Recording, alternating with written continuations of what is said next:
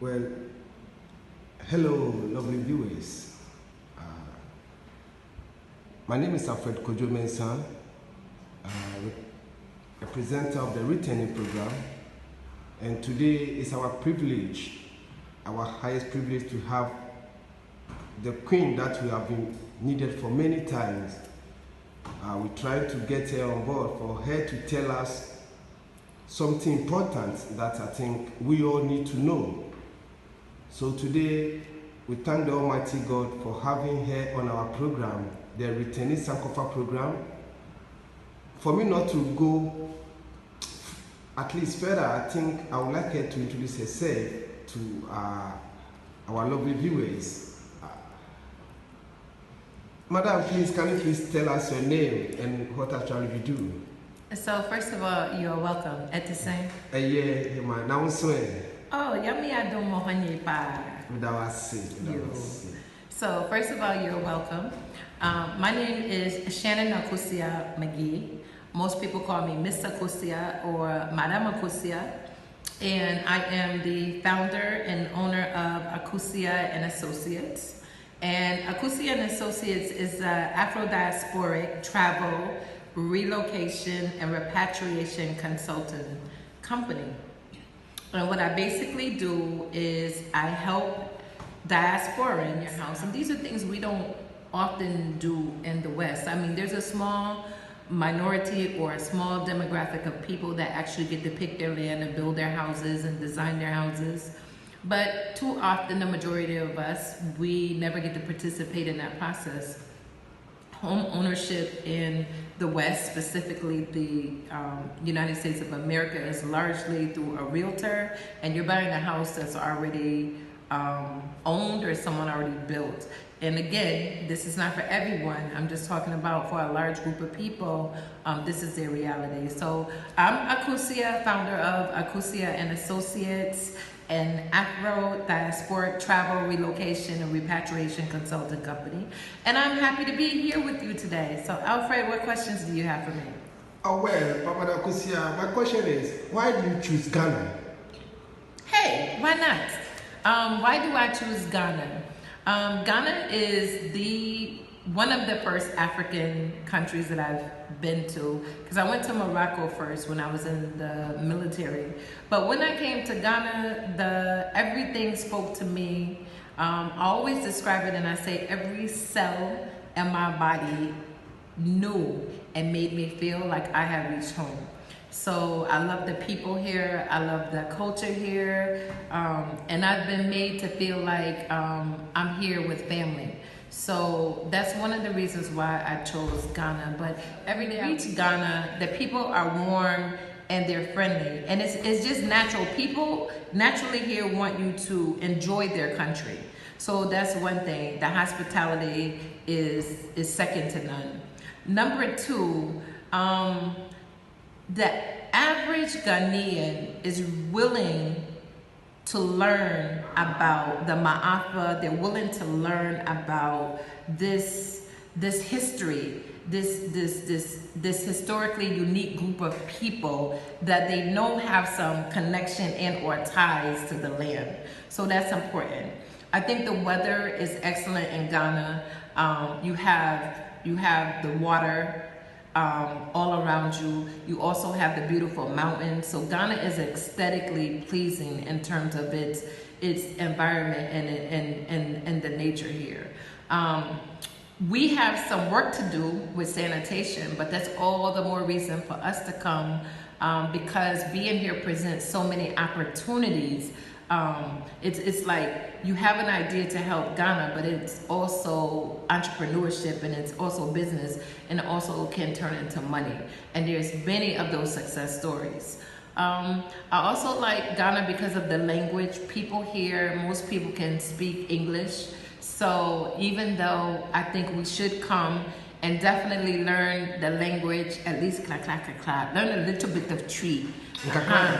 Your platform is on Facebook. Part of it is on Facebook. You know, Facebook is not a place for us to organize. It's a place for us to get an idea about something. So the real organizing happens offline, which we don't really put on social media. But for those people that want to reach me, Sisters in Progress of Moving to Ghana is a private group. You do have to fill out a survey because we want to know what your intentions are when you come to Ghana. We want to know how best to help you. And again, our goal is to help you fully integrate and to avoid some of the landmines that you are certainly going to face if you don't have the right support. So with that, I want to shout out all of the other organizations that's been helping our people to come back to Africa. It's not just Akosua and Associates. You have AAAG, African American Association of Ghana. You have the Ghana Caribbean Association. You have the Ministry of the Future. You have the Diasporic Coalition. Who am I missing? You have all these groups that are on the ground to assist you.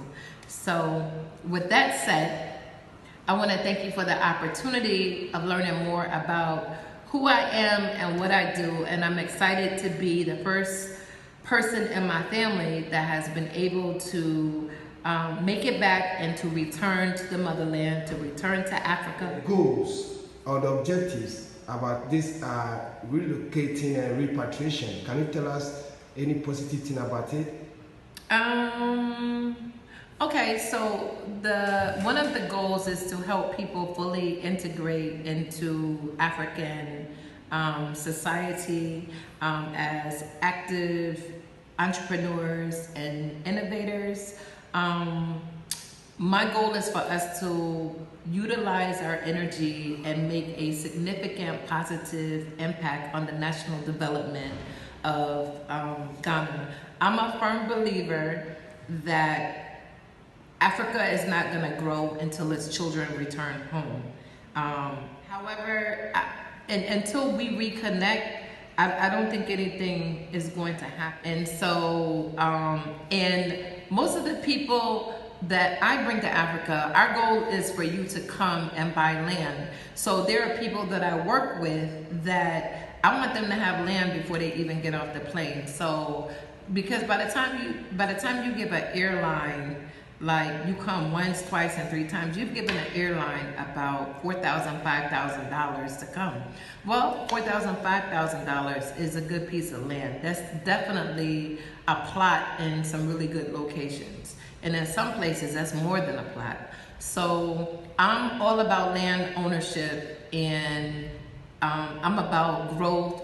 Most of the people that have traveled with me are landowners and they have returned to start the process of journeying back to Africa on a permanent basis. So they come with me as tourists, but they end up returning home as active citizens. So again, I'm excited, and this is our birthright. So we have the right to come home. We don't need to be asking nobody permission. But we do need to organize ourselves. We do need to come respecting the laws of the land. We do need to become as fully integrated citizens. And let me just say this, it's not gonna be easy. It's not gonna be easy. So that's where a person like myself comes in to kind of help you avoid the many landmines that you may find. One of the ways I do this is I have a platform which started on Facebook called Sisters in Progress of Moving to Ghana. And this particular platform has over about 1,000 young professional diasporan women who are in the process of moving to Ghana. So when you're moving to Ghana, you need help with planning, you need help with housing, you need help if you have children with education. And because I'm dealing with women, many of the sisters that I'm dealing with, they have families. We are trying to move and establish communities. So there are many of us that we all live in the same area. So when it was time to purchase land, we kind of know who our neighbors are already. It's not to isolate ourselves, but every now and then you need someone that is familiar with who you are and with your struggle and with where you have been. And it's just easier for us to collectively put our resources together. So for an example, when you're buying blocks for your house, when I say blocks, I mean cement blocks. It's cheaper if there's 7 of us buying a larger number of blocks than just me buying the blocks alone. We're able to reduce the price, and therefore that equates to cheaper building of our homes. So that's just one of the examples of when I say working collective. When I was coming to this campus, actually, I didn't get it easy. You know, Madam Akosua, high security. Please, this is personal. Can you please tell us your relationship with this school or this campus? So I am the director of admissions for a STEM university, which is based in Accra.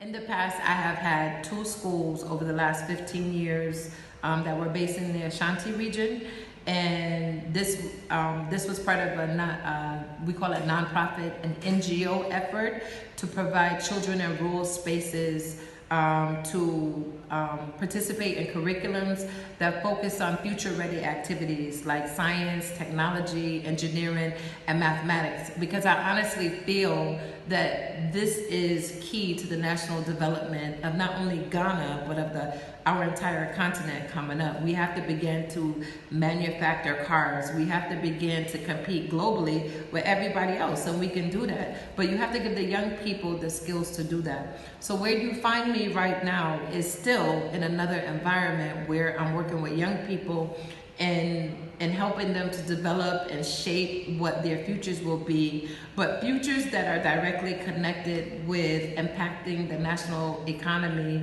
of Ghana. We call it nation building. So those are the only spaces that you're gonna find me, Mr. Alfred, is spaces where I can nation build. So I work at how to wear my hair to make myself, to minimize my blackness. No, I'm not around people who question my intellect. I'm around intelligent African people 24/7 a day that appreciate me, that give me guidance, that gives me wisdom, that help to build me up and make me the best person that I am.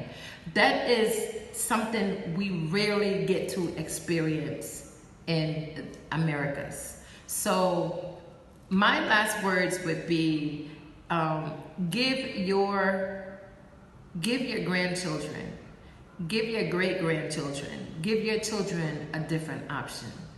There should never be a case where your grandmother, there's this meme, your grandmother buried Emmett Till, your mom, they buried Medgar Evers, then we're burying Trayvon Martin, and now we're burying George Floyd. It's like every generation is a protest. Like really? So when I say I help Generation Xers, Millennials, Zers, we tired. One day, I don't know, but I'm tired. I just want to rest. I want my son to wake up and just be himself without him looking in the rearview mirror. Please. Yes. I'm short of words, but please, my viewers will actually love to have your contact, and that is very serious. Okay, so my website is not out yet. I used to be a real private person, so before I just used to work by referral, but you can email me at akosua.Associates@gmail.com, AKOSUA.ASSOCIATES@gmail.com. And I think if you check in like maybe a week or two, my website should be up, Akosua and Associates.com or Afro Crowns. And let me just say this, one of the things that we're getting ready to do is, if you are a young lady in America and you make natural hair care products, I want to help you establish a new market on the continent. because it's very difficult for us to break into some of the larger department stores, Wally Worlds, and all of those places. But why are we knocking on the door when there's billions of beautiful black people that look like you? We're the only ones with this kind of hair, right? So if you have any product where you are refining shea butter, where it's a wholeness product and you're looking for a market, definitely contact me, because that's the business that I'm in, and that's another contribution that I want to make to Mama Africa.